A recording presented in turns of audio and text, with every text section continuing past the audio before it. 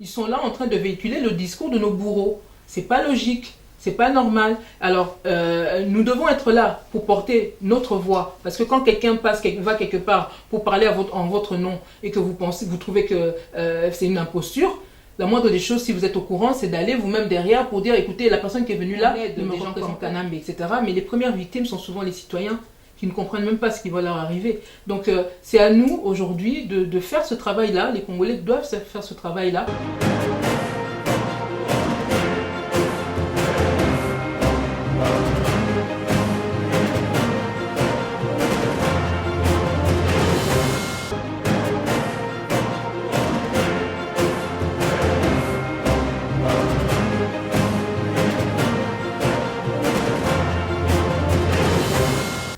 Samedi 18 juin, il s'est passé un événement exceptionnel qui se situe dans cette dynamique de la sociologie des médias, dans les rapports de force entre ce que vous voyez à travers le monde, la communication médiatisée qui se passe à travers le monde, et notre pays, la République démocratique du Congo.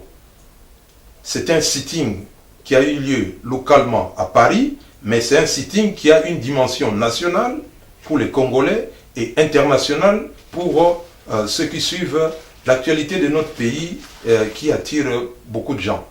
Notre invité est la Congolaise Candide Okeke, qui est directrice du cabinet du président national de la Pareco, M. Honoré Mbanda. Mais Candide, pourquoi il y a eu cette action qui est une initiative qui a été suivie même par des officiels français? Je vous remercie pour la question. Je remercie le magazine Gambo Nangambo de s'être rapproché de nous pour essayer d'en savoir un peu plus sur ce qui a été organisé effectivement le samedi 18 juin dernier devant les locaux de TV5. En effet, la Pareco Île-de-France a organisé une manifestation, un sitting devant les locaux de TV5 et cette action qui est sûrement une première d'une série d'autres actions. Cette action en fait s'inscrit dans la campagne que la Pareco va amorce donc dès à présent par rapport aux médias internationaux en particulier qui censurent régulièrement le discours de la résistance. C'est ce qui a justifié donc ce sitting, parce que depuis des mois en fait nous étions en tractation un petit peu avec le média, enfin certains responsables de TV5 pour que nous puissions intervenir au même titre au moins que d'autres personnes qui se targuent d'être des représentants des Congolais et qui passent régulièrement sur ces médias-là. Sauf que ce que nous avons constaté, bien qu'ils étaient très courtois avec nous régulièrement au téléphone ou par mail, etc., on n'a pas vu vraiment les résultats venir. Mais comme on dit, à quelque chose malheur est bon, je pense que ça nous donne finalement l'occasion d'amorcer une autre action, en tout cas d'amplifier une action, puisque des actions en matière de communication par rapport au combat que nous menons, nous en faisons déjà beaucoup, puisque nous avons des sites internet, nous sommes présents dans les réseaux sociaux. Voilà, il y a plusieurs voies de communication que nous utilisons régulièrement, mais là, ce qui se passe, c'est que nous allons directement vers ces médias, vers ces responsables, pour leur faire entendre notre position.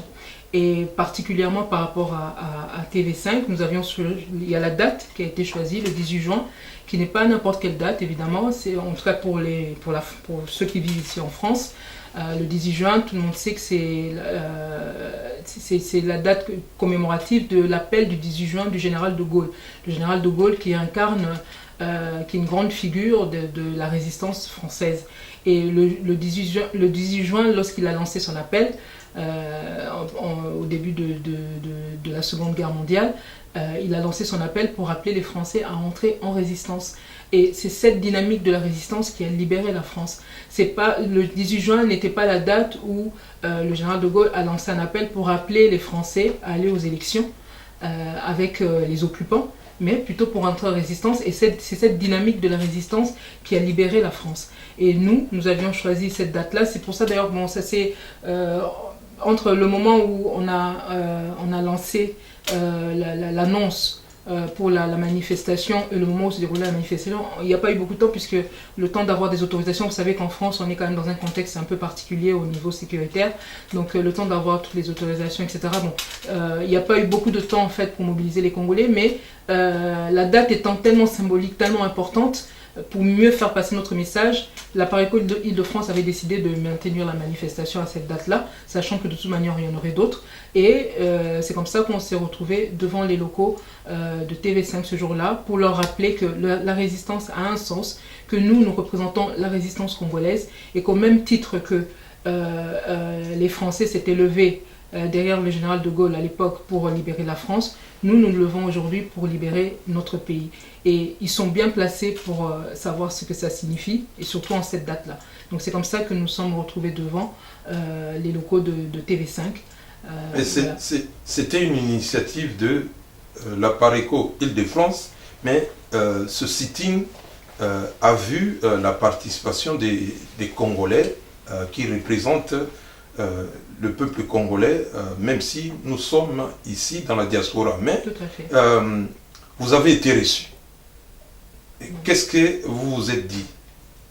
Qu'est-ce que les responsables de TV5 Monde vous ont dit? D'autant plus que c'est une chaîne internationale francophone qui est financée par l'argent du contribuable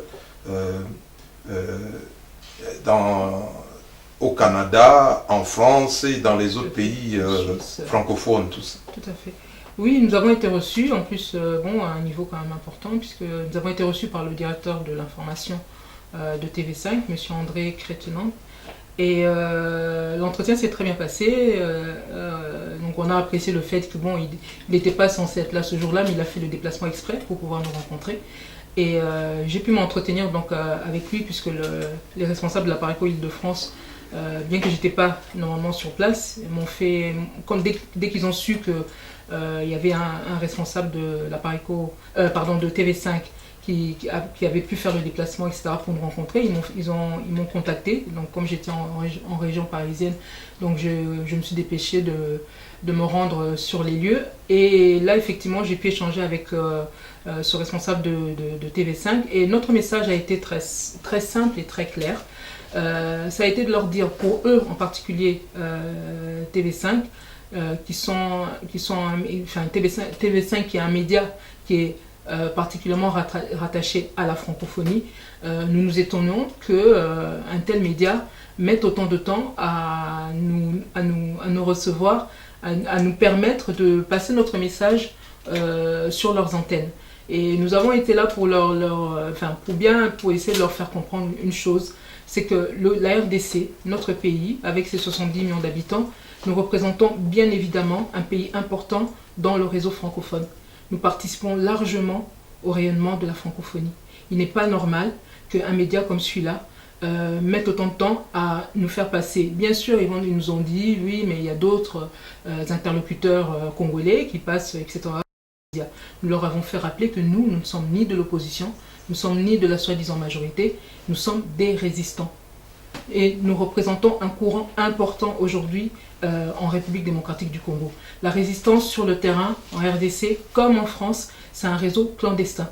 Qu'on ne dise pas oui, on ne vous voit pas, etc. Évidemment, aller demander aux résistants français s'ils avaient intérêt à ce qu'ils soient identifiés, etc. Ça serait la mort de la résistance. J'ai des figures de la résistance importantes. Dès qu'ils ont été identifiés, ils ont été neutralisés. On prend le cas de Jean Moulin, des gens comme ça qui étaient des personnalités importantes au niveau de la résistance française. Dès qu'on a pu mettre la main dessus, ils ont été éliminés. Dans notre cas, c'est la même chose.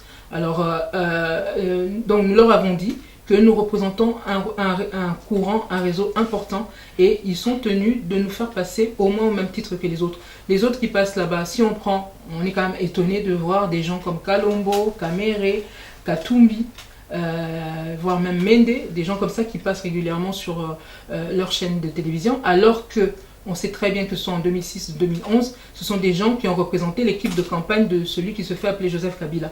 Et avoir ces gens-là aujourd'hui, qui ont accès plus facilement dans les médias aujourd'hui, c'est quand même un comble pour des gens comme nous.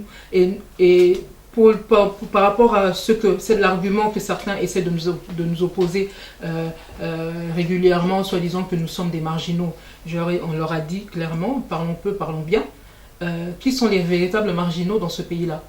Nous représentons la résistance. La résistance, c'est-à-dire nous battons contre l'occupation de notre pays. L'occupation aujourd'hui est une réalité en République démocratique du Congo. Il y a aujourd'hui des troupes étrangères sur la terre congolaise. Il y a aujourd'hui des infiltrés de nationalités différentes qui sont dans nos institutions. Notamment, la majorité sont des Rwandais. Des extrémistes rwandais. Des extrémistes rwandais, tout à fait, du Tutsi Power. Et ces gens-là ont infiltré nos institutions, que ce soit à la douane, le FIDA, dans la police, dans l'armée, etc. Dans les services secrets. Dans les services secrets. Alors, quand on voit ça, de toute manière, ils étaient là pour reconnaître aussi. Ils savent très bien que le Rwanda aujourd'hui essaye de faire main basse sur les terres congolaises. Alors, partant de là, la résistance étant, l'occupation étant une réalité, nous les résistants, notre présence n'en est que plus importante encore. Et là où, pour revenir à l'argument que certains veulent nous opposer, comme quoi nous sommes des marginaux, je leur avais dit, nous représentons la majorité des Congolais. Pourquoi? Parce qu'aujourd'hui, quel que soit le coin de la RDC où vous allez, que ce soit tout au nord, au fin fond là-bas de la province orientale, ou au fin fond du Bas-Congo, ou dans le Bandundu, etc., vous ne trouverez pas, en tout cas la majorité des Congolais, il n'y en a pas un qui va vous dire qu'il a envie d'être dirigé par un Rwandais, un Zambien, un Ougandais, etc., etc. Quand un Congolais vous dit ça, et qu'il sait en plus, il vous dit en plus, ah mais vous savez, celui qui est là, qui est notre président, c'est un occupant, il est rwandais, etc. Les Congolais ont conscience que le pays est occupé. Alors, imaginez donc cette majorité de Congolais qui ne veulent pas de l'occupation, dans quel courant vont-ils se retrouver? N'est-ce pas dans le nôtre, celui de la résistance, celui de la faim qui permettra de mettre fin à cette occupation?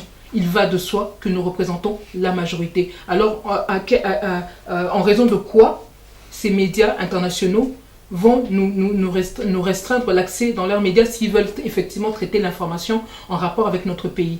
Ils sont obligés, ils sont tenus de nous faire passer, puisque nous représentons la majorité, nous représentons. Et ce qu'il y a surtout pour des médias comme les leurs, qui disent qu'ils veulent informer par rapport à la RDC, en particulier pour eux des médias rattachés à la francophonie, quel est leur intérêt? N'est-ce pas leur intérêt aujourd'hui que les Congolais soient vivants, ne fût-ce que pour que la francophonie soit constituée de personnes vivantes et non de cadavres? Puisqu'aujourd'hui, avec nos millions de morts, je ne pense pas que la francophonie va se construire avec nos cadavres. Donc aujourd'hui, quand il y a des Congolais qui meurent, c'est bien la francophonie qui est menacée quelque part. Je leur ai même redonné l'exemple. Il y a quelques jours, j'ai vu un chanteur que j'ai trouvé vraiment... je trouvais qu'il avait beaucoup de talent, Lexus Légal, qui est passé là-bas et qui chantait en français. Et quand on entend ce garçon chanter, on voit la maîtrise qu'il a de la langue française. Ce genre de personnes, de personnalités, contribue au rayonnement de la francophonie, ne fût-ce que par l'utilisation de cette langue et en plus de manière brillante. Alors, combien de Lexus Légal sont morts depuis qu'on subit cette guerre d'agression, cette guerre d'occupation? Combien de Lexus Légal sont morts? Combien de Congolais aujourd'hui, de jeunes Congolais qui pourraient effectivement contribuer même justement à faire vivre cette francophonie, combien sont exterminés aujourd'hui? Alors, comment on peut comprendre que des médias comme TV5, qui finalement ont besoin de cette francophonie pour exister, comment se fait-il que ces personnes nous censurent, fassent obstacle à notre discours de résistance, de réveil des Congolais, pour aller faire passer ceux qui sont dans le système, qui ne pensent qu'à faire perdurer ce système, et ce système, ce régime qui contribue à l'extermination des Congolais, ces francophones qui participent au rayonnement de la francophonie. Donc c'est complètement aberrant, c'est complètement contradictoire, et il était important pour nous de les rencontrer comme on a pu le faire là, et nous allons continuer jusqu'à ce que nous rendions bien compte que ces personnes ont compris notre message. Et voilà, votre message que vous avez fait passer aux responsables de TV5 était un message pertinent, mais comment ils ont réagi? Quelle impression vous avez eue en les quittant? D'abord, ce que j'ai pu apprécier, c'est l'écoute dont ce monsieur a pu faire part par rapport à nous, tout comme un autre monsieur, enfin d'autres interlocuteurs que j'avais eu déjà avant, dans TV5, d'autres responsables. Ils sont très à l'écoute, c'est vrai. Et puis je pense, c'est qu'il y a, bon, face à la pertinence aussi de notre discours, il a demandé, évidemment, il a pris, parce que c'est pas lui qui décide tout seul, il a pris, il a reçu le message et il devait s'en entretenir avec d'autres responsables de TV5 et revenir vers nous. Mais je comprends bien, et je pense que tout le monde peut comprendre, qu'ils sont dans une situation qui est un petit peu compliquée. Aujourd'hui, ce sont des médias, beaucoup de ces médias ont adopté une position qui est plutôt la position des lobbies qui les financent. Dernièrement, dans l'intervention que le président de la Pareco a faite, il a rappelé une chose importante. 80% des médias dans le monde sont détenus par 8 ou 9 multimilliardaires. Vous vous rendez compte? Toute l'information dépend de 8 à 8, moins de 10 personnes dans le monde. Ces personnes-là ont des intérêts. Ces personnes-là sont dans des lobbies. Donc ces médias-là, même si on nous dit oui, ils sont censés être indépendants, ils ne le sont pas tant que ça. La preuve, c'est que nous qui représentons la majorité des Congolais, puisqu'il n'y a aucun Congolais aujourd'hui qui a envie que son pays soit occupé, ils préfèrent faire passer des gens qui travaillent pour le Rwanda qui aujourd'hui est en train d'œuvrer pour les réseaux anglo-saxons, qui a commencé à introduire plutôt l'anglais, qui combat clairement la francophonie et l'impact des francophones, etc. dans la région des Grands Lacs. L'anglais est la langue officielle. Voilà, donc vous vous rendez compte du degré d'aberration. Eux, pour pouvoir travailler là où ils ont besoin de la francophonie, mais ils sont en train de développer le discours, les thèses fausses d'ailleurs, que les lobbies qui soutiennent Kagame ont distillé dans les différents médias pour pouvoir asseoir le régime d'occupation et continuer la déstabilisation de la RDC pour des intérêts qui sont contre les intérêts francophones. Donc c'est complètement aberrant. Évidemment, ces gens-là, ils se retrouvent dans une situation qui est un peu compliquée, mais je pense que ce sont des personnes très intelligentes. Je pense que c'est des personnes qui ne sont pas dupes de ce qui se passe. Évidemment, quand leur fiche de paye dépend de ces lobbies-là, ça devient un peu compliqué. Mais pour leur propre survie, nous pensons qu'ils ont intérêt à nous écouter. Nous pensons qu'ils ont intérêt à changer un petit peu leur position. Et nous comptons bien sur justement cette preuve d'intelligence. Et puis ce que nous avons rappelé surtout, le problème aujourd'hui, ce n'est pas le discours qu'ils vont servir aux Congolais. C'est-à-dire, le problème aujourd'hui, il y a un décalage entre le discours qu'eux ils sont en train de distiller dans leurs médias et le degré de conscience qu'ont les Congolais de la situation du pays. Et ils peuvent continuer dans leur débat là, à nous faire dire voilà, le pays est occupé, aller aux élections, alors que nous avons conscience que notre pays est occupé et que nous devons aller en résistance. Nous devons plutôt travailler pour un soulèvement populaire qui fera table rase du système et pour que nous retrouvions enfin notre souveraineté, que nous puissions enfin reprendre notre destin en main dans ce pays-là. Alors, eux, ils peuvent continuer à faire passer le groupuscule là, de ceux qui se disent de l'opposition, ceux qui se disent de la majorité, et continuer à taire ou empêcher le discours de la résistance. Mais le problème surtout, ce qui va se passer, c'est que les Congolais vont réagir dans les jours à venir, pas en fonction du discours qu'on leur sert, mais ils vont réagir en fonction de la conscience qu'ils ont de la situation. Ce qui fait que, comme nous sommes conscients que notre pays est occupé et que nous nous battons, nous nous préparons à ce soulèvement populaire pour foutre tous ces gens dehors, eux, ils doivent choisir un camp. Parce que le moment où nous sommes en train d'aller vers l'affrontement entre le peuple congolais meurtri, martyrisé, violé, massacré, pillé, etc., et tous ceux qui se sont ligués contre nous. Mais la force de ce peuple-là, nous ne pensons pas que c'est TV5 qui va empêcher ce peuple-là de prendre son destin en main. Nous ne pensons pas que c'est RFI, France 24, etc., tous ces médias, ou même certains lobbies, qui vont nous empêcher à nous de rappeler au monde que ce pays-là, il est d'abord congolais, et que nous exterminer comme cela se passe aujourd'hui, ça fait de notre combat un combat de vie ou de mort. Alors, partant de là, la détermination qui est la nôtre, je ne pense pas que les discours mensongers qu'ils sont en train de servir aux gens régulièrement dans les médias, c'est pas ça qui va nous empêcher de réagir. Alors, il va falloir effectivement que ces médias-là, ce que nous faisons, la démarche que nous avons vis-à-vis d'eux, c'est une démarche d'alerte. Peut-être même, oui, certains vont dire peut-être d'avertissement, mais bon, ils prennent comme ils veulent. Mais c'est plus de l'alerte, puisque notre intérêt, c'est de travailler avec eux.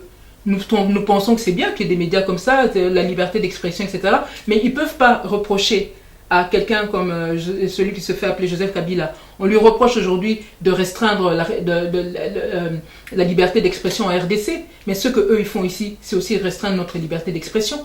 Donc voilà, il y a tous ces décalages-là dont il va falloir qu'ils tiennent compte, et nous comprenons qu'ils soient dans une situation un peu compliquée, mais plus le problème c'est que les Congolais, quand ils vont se lever, ils vont devoir savoir qui est avec eux et qui est contre eux. Alors c'est à eux de choisir leur camp. C'est important d'avoir fait ce sitting qui a eu des répercussions, parce que les gens, les Congolais et les autres Africains se posent quand même la question pourquoi il y a tant de facilité et en termes de passage de fréquence des gens que le public considère à juste titre comme des terroristes. Et même s'ils sont dans un exécutif d'un pays qui est sous occupation, la République démocratique du Congo, cette démarche-là, TV5 ne le ferait pas, par exemple, pour des pays que nous savons que les officiels français, entre autres, s'en prennent comme la Corée du Sud. On fait passer trop facilement, si on faisait passer trop facilement des terroristes qui sortent des mouvements qu'on pourrait qualifier de djihadistes. Donc c'est un travail que vous devez approfondir. Mais est-ce que vous vous limitez seulement à TV5 Monde, ou bien parce que c'est un discours aussi qu'on voit dans... C'est un discours aussi qui est mené dans les autres médias, c'est un discours qui est apporté par des gens qui ont les mains ensanglantées, des assassins, des terroristes, même s'ils ont des costumes de ministres d'un gouvernement de Kinshasa. Vous faites bien de relever ça. C'est vrai qu'il n'y a pas que TV5, comme je l'avais même dit au début. Il y a d'autres médias, il y a beaucoup de médias, la majorité des médias occidentaux, on valide et véhicule les thèses qui arrangent le système comment dire, des thèses qui visent à asseoir le système qui est en place en République démocratique du Congo. Or, ce système, comme le disons aujourd'hui, le régime qui est là, c'est un régime d'occupation, c'est un régime qui est en train d'exterminer les Congolais par tous les moyens, etc. Et effectivement, pour nous, ce sont des régimes terroristes, évidemment. D'ailleurs, il y a eu des rapports de l'ONU quand même qui ont pu relever qu'il y a des groupuscules, ceux qui se disent soi-disant des rebelles, etc., leur activité dans la région s'apparente quand même plus à une forme de terrorisme. Et puis surtout, en plus, c'est vrai que quand on parle de terrorisme, la République démocratique du Congo est en passe de devenir aujourd'hui un bastion des réseaux terroristes. C'est ça qui est encore plus aberrant quand on voit l'attitude de ces gens, c'est qu'aujourd'hui, cette zone de non-droit, depuis 20 ans, vous pensez avec toutes ces richesses, évidemment, c'est comme si vous aviez un magasin avec plein de choses, de trésors, etc. Et vous ne le protégez pas. Évidemment, qu'est-ce que ces gens vont faire Donc vous confirmez que vous avez un agenda pour faire des actions qui intéressent, je reviens sur ce mot-là, qui intéressent beaucoup de Congolais auprès des autres médias, des médias d'État. Vous faites bien effectivement de relever la similitude, en tout cas l'association qu'on peut faire avec ceux qui ont agressé la RDC aujourd'hui, ceux qui les aident dans cette sale besogne, et le principe même du terrorisme. Et d'ailleurs, en République démocratique du Congo, comme on a déjà insisté beaucoup là-dessus, la RDC aujourd'hui est en passe de devenir un bastion du terrorisme. Non seulement parce qu'il y a des réseaux de financement maintenant qui sont implantés là-bas dont on ne parle pas, mais la PARECO a déjà fait un travail dans ce sens pour essayer d'informer un maximum de personnes à ce sujet. Mais en plus, il y a aujourd'hui des implantations, surtout dans l'Est, de cellules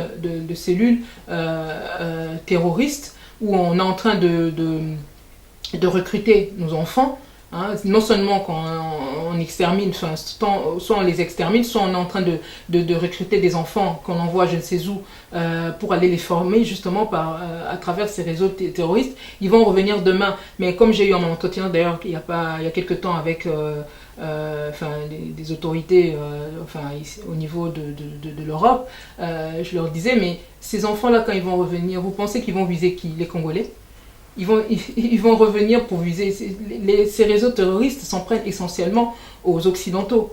Donc aujourd'hui, comme au niveau des Maghrébins, maintenant on les a déjà un peu, on commence déjà à être un peu fichés, ils sont fichés plus facilement. Mais ces enfants congolais qui vont revenir demain, vous pensez que leur cible, ça va être qui? Ça va être de revenir ici en Europe pour continuer à faire le travail qui est déjà amorcé et qui fait qu'aujourd'hui les Européens ne peuvent plus vivre dans l'insouciance qu'ils avaient avant. Donc voilà, aujourd'hui on peut penser...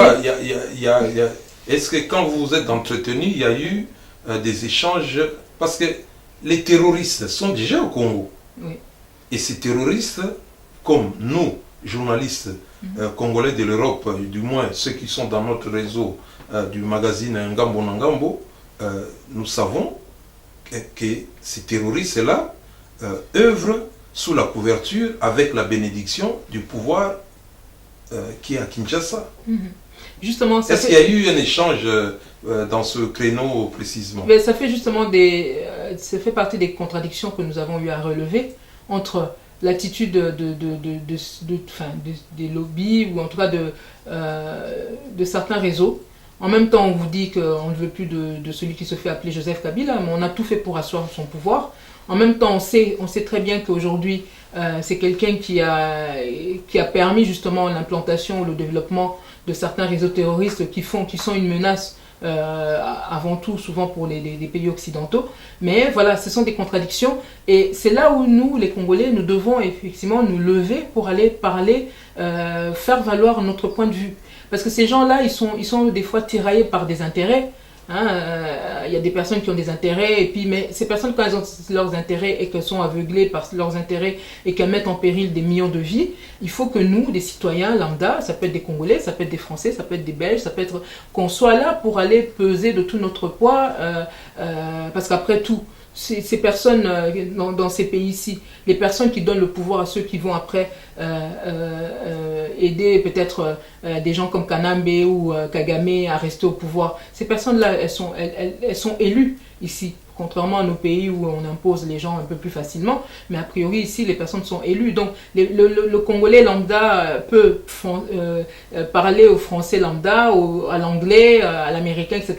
pour leur faire part de ce dont nous avons conscience aujourd'hui et des menaces qui ne sont pas que contre nous, mais qui à terme sont aussi des menaces contre les citoyens français, les citoyens belges, les citoyens suisses, les citoyens, etc. Parce que ces réseaux terroristes-là, même si au niveau du sommet des États, on aide des gens comme Kanambe, etc., mais les premières victimes sont souvent les citoyens qui ne comprennent même pas ce qui va leur arriver. Donc c'est à nous aujourd'hui de faire ce travail-là, les Congolais doivent faire ce travail-là, parce que de toute manière on a des arguments et il suffit peut-être d'être un peu plus souvent là où des personnes parlent de la RDC, parlent de certaines situations pour faire valoir aussi nos points de vue. Et là c'est vrai qu'on a souvent été peut-être un peu déficitaire et c'est pour ça que bon voilà, la campagne, il y a eu quelques temps nous avions mené une campagne un peu plus, on continue, peut-être de manière moins visible par rapport aux multinationales. Aujourd'hui, quand je vous dis que la Parico s'inscrit dans une campagne par rapport aux médias, parce que nous savons que dans ces médias, quand nous parlons avec eux, ce ne sont pas des gens complètement insensés. Surtout quand quelqu'un comprend bien que sa fiche de paye dépend peut-être de l'existence même de la francophonie, elle ne va pas continuer à travailler contre ses propres intérêts, à moins d'être, je ne sais comment, voilà. Donc à un moment donné, nous devons apporter les arguments, nous devons apporter des points de vue, et ça, évidemment, ça nous demande aussi un certain effort. La Parico Île-de-France a initié ce sitting qui a eu des échos, mais comment ont réagi les jeunes de la diaspora congolaise qui sont notamment dans la région Île-de-France? Écoutez, comme je vous ai dit, on n'a pas eu beaucoup de temps au niveau de la mobilisation. Et il y a beaucoup de gens à qui on a pu en parler, etc., qui n'étaient pas forcément là, qui seront là sûrement lors des prochains sittings, puisque je vous ai dit, il y en aura sûrement d'autres, parce que le travail que nous avons en sol là, c'est forcément un travail de longue haleine.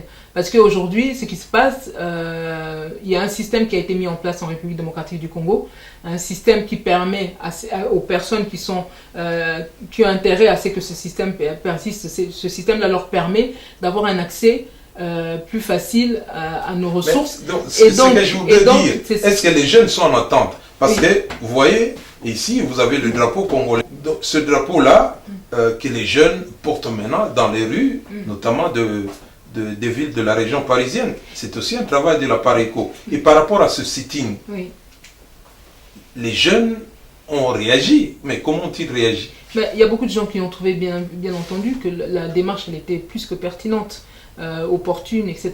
Surtout dans le contexte dans lequel nous entrons. C'est-à-dire que il y a des gens, aujourd'hui, c'est pour ça que je reviens sur ce que je disais tout à l'heure, il y a des gens aujourd'hui, je suis en train d'expliquer le contexte, parce que pour vous dire justement qu'il y a beaucoup de jeunes qui ont compris l'opportunité de la démarche, qui l'encouragent et qui sont prêts à venir justement la prochaine fois parce qu'on prendra un peu plus de temps pour la mobilisation, etc.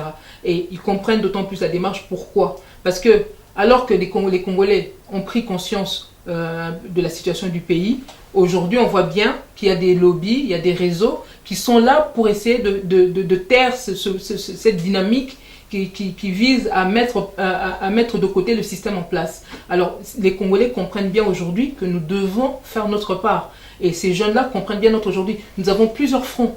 Et le front de la communication, évidemment, il est là et nous sommes engagés là. Et évidemment, les prochaines manifs, comme je vous disais, donc on a bien eu l'écho des retours de plusieurs personnes, etc., qui seront là avec nous les prochaines fois. Donc aujourd'hui, au niveau des jeunes, ce que je peux dire, c'est que oui, les jeunes sont déjà très mobilisés. Vous avez vu dernièrement, il y avait des manifestations pour Béni, etc. Les gens ne veulent plus de ces massacres. Et pour mettre un terme à ces massacres, nous avons plusieurs fronts. Il n'y a pas que le front au niveau du pays pour préparer la population, etc. Il y a aussi ce front de la communication. Parce que tant que ces gens continuent à distiller des fausses informations, ça nous complique un petit peu la tâche. Je n'ai pas dit qu'on n'y arrivera pas, on y arrivera de toute manière. Mais ça nous fait prendre un peu plus de temps dans ce que nous avons à faire. C'est pour ça que ce front de la communication, imaginez, regardez là dernièrement, on a commencé à augmenter le tarif d'Internet au pays. Tout ça pourquoi? Pour empêcher les Congolais d'avoir accès à la bonne information. Bon, avec la pression qu'il y a eu, ils ont fait marche arrière, mais vous pensez qu'ils vont s'arrêter là? Nous rentrons dans une phase où Kanambe il veut son dialogue, la communauté internationale veut soi-disant des élections dans les délais constitutionnels ça devient c'est un discours qui ne tient pas debout. Donc voilà, ils sont en train d'essayer d'asseoir ce système. Donc automatiquement des discours comme le nôtre, ils ont intérêt à ce qu'on ne nous entende pas, qu'on ne nous voie pas, qu'on ne sache pas ce qu'on dit, etc. Donc il y a une espèce de bras de fer automatique dans lequel nous sommes rentrés. Et les Congolais qui ont compris que la communication est importante, parce que quelqu'un qui a la bonne info, il mènera il utilisera les bonnes armes, il se battra contre les bonnes personnes, il a plus de chances pour arriver à ses fins. Hein. Donc automatiquement, alors imaginez ces médias francophones qui ont un accès direct à la population. Si on les laisse continuer à véhiculer des thèses du genre alors que notre pays est occupé, aller aux élections, on n'a pas fini. Ça fait 20 ans que ça dure ça. Donc il faut qu'on passe à autre chose. Bon, l'avant-dernière question, est-ce que à travers ce sitting du 18 juin, samedi 18 juin 2016, on peut dire, comme aurait dit Maître Vergès, on a fait tomber un tabou? Tout à fait, on peut dire que on a amorcé notre étape, effectivement. C'est un tournant. C'est un tournant parce qu'effectivement, ils étaient un peu surpris de voir des gens débarquer en face d'eux pour leur dire, nous, si votre traitement de l'information dans vos médias ne correspond pas un peu plus à la réalité du pays, on va revenir devant chez vous. Régulièrement, Dieu merci, nous sommes dans des états de droit où les gens ont le droit de manifester, on va revenir régulièrement. Et puis, il y a une campagne qui sera menée, pas seulement auprès des Congolais, mais même auprès des autres Africains, pour leur dire, écoutez, à quoi ça rime?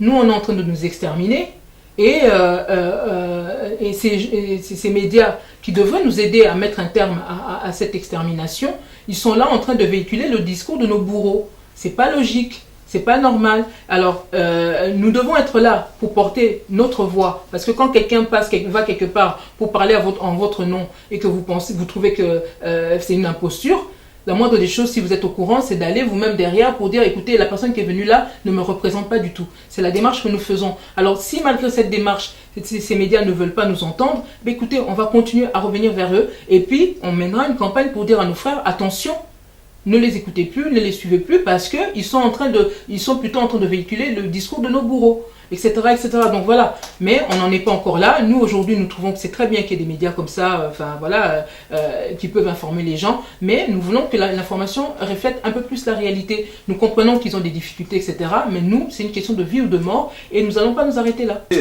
nous, journalistes, malgré nos fiches de paye, mais nous tirons notre légitimité du peuple. Donc si le peuple boude, c'est qu'il y a un problème. Donc vous êtes dans le créneau du peuple, vous projetez, je crois, un événement à Bruxelles le 2 juillet 2016.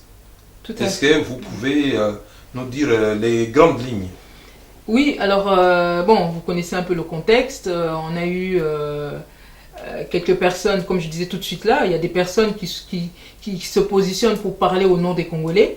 Ils sont allés se réunir là-bas en Belgique, à Genval, mais ces personnes-là représentent le système en place, soi-disant majorité, des gens qui se disent, on a des cas comme des gens comme Kalombo, il est dans la majorité mais il est dans l'opposition, etc., il se retrouve à Genval, voilà, avec toutes les incohérences qu'il peut y avoir là. Donc on a comme ça ce groupe de personnes qui se sont retrouvées en Belgique pour parler en notre nom et qui essaient de valider les résolutions qu'ils ont pu sortir de là pour aller par-ci par-là et essayer de les faire valoir comme si ça représentait la pensée de la majorité des Congolais, etc. Comme je disais tout à l'heure, quand il y a des personnes qui parlent en votre nom et que vous savez que ces personnes n'ont pas été mandatées par vous, ne vous représentent pas, il est de votre devoir de faire entendre votre voix, en tout cas quand vous êtes au courant. C'est la moindre des choses parce qu'on dit souvent qui ne dit mot consent. Eh bien, nous ne consentons pas, donc nous allons faire entendre notre voix avec un certain nombre d'arguments, etc. Le 2 juillet, à Bruxelles, oui, dans la salle Sylvestre Square, sur l'avenue Louise. Nous étions déjà là-bas au mois d'avril dernier pour une rencontre avec les jeunes de la résistance. Et donc là, ce sera la même salle où nous allons nous retrouver avec plusieurs patriotes qui ont des gens que la plupart des Congolais connaissent aujourd'hui, comme le professeur Yalengi, Odombo, il y aura Kerwin Maïzo, Jean-Pierre Mbelou, etc. Des gens qui ont l'habitude de suivre l'actualité de la RDC, qui ont une voix indépendante, eux, leur fiche de paie ne dépend ni de Canam ni de qui que ce soit, donc ils peuvent parler librement et ces personnes-là vont parler pour faire valoir un certain nombre de points de vue. Donc voilà, nous invitons tous les Congolais à nous suivre. Ça sera diffusé en direct aussi sur le site de l'Apareco, www.apareco.rdc.com. Donc voilà, pour ceux qui ne pourront pas être sur place forcément, mais voilà, pour ceux qui sont en Belgique ou ceux qui sont dans les parages, ils sont les bienvenus. Il faut s'inscrire évidemment parce que les places sont limitées. Et voilà, mais nous insistons sur le fait que les Congolais doivent apprendre un peu plus. Je sais qu'il y en a beaucoup qui le font déjà maintenant de plus en plus, mais il faut qu'on soit encore plus nombreux à faire valoir nos points de vue. C'est une question de vie ou de mort pour nous aujourd'hui. On ne peut pas rester là et qu'on ait des imposteurs qui continuent à parler en notre nom. On a vu ce que ça a donné. On a 20 ans d'extermination, 20 ans de génocide en République démocratique du Congo et le monde semble ne pas trop en parler. Ça passe un peu comme ça, etc. On est devenu comme une espèce de camp de concentration à ciel ouvert. À l'époque, durant la Deuxième Guerre mondiale, on tuait les gens, mais dans les camps de concentration, mais à la limite, il y a beaucoup de gens qui n'étaient pas au courant. Aujourd'hui, les Congolais sont exterminés au vu et au su de tout le monde. Donc, si nous ne levons pas nous-mêmes, apparemment, personne ne se lèvera pour nous. Donc, la moindre des choses, c'est que nous-mêmes, nous prenions les choses en main. Et c'est comme ça que, voilà, il y a une action que nous avons initiée là-bas, à Bruxelles, pour le samedi 2 juillet. Vous savez que nous avons lancé notre dynamique depuis le 7 février 1981 à Lausanne.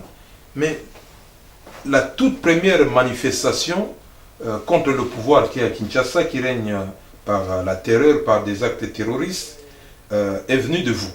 C'était dans Toponi, Congo. C'était la première manifestation qu'on a organisée ici. C'était un sitting, c'est le 11 juin 2005. Je n'ai pas connaissance effectivement qu'il y ait eu d'autres mouvements qui ont organisé quelque chose contre le gouvernement qui était en place, effectivement contre celui qui soit appelé Joseph Kabila. On peut dire que, en tout cas je peux me tromper, mais effectivement je ne pense pas qu'il y avait quelqu'un qui avait demandé...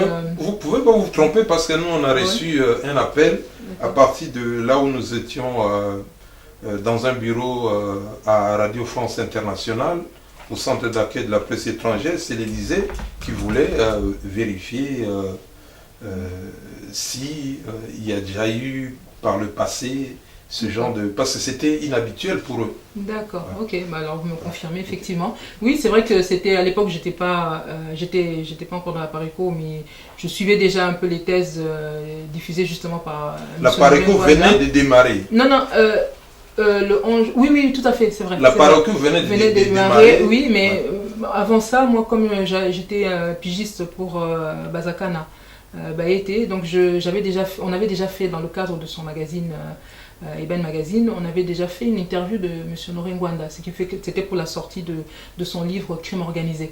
Ça fait que, bon, avec l'échange que j'avais eu, et puis j'avais assisté à une de ses conférences aussi à l'Assemblée nationale et tout, donc j'étais déjà un petit peu imprégné de ce qu'il était en train de dénoncer.